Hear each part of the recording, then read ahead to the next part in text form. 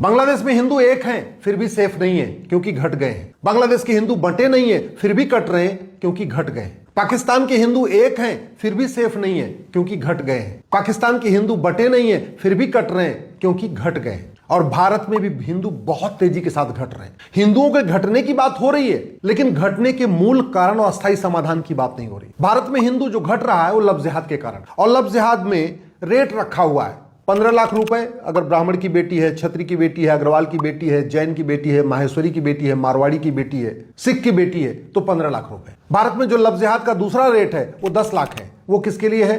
वो जाट की बेटी हो, गुजर की बेटी हो, यादव की बेटी हो, पटेल की बेटी हो तो 10 लाख रुपए। तो ये जो लव जिहाद का रेट रखा हुआ है 10 लाख, 15 लाख, 5 लाख, ये पैसा कहां से आ रहा है कभी इसके ऊपर चर्चा नहीं हो रही। और जब तक फंडिंग नहीं बंद होगी, जब तक ये जो पैसा आ रहा है ये नहीं रुकेगा, तब तक लव जिहाद नहीं रुकेगा।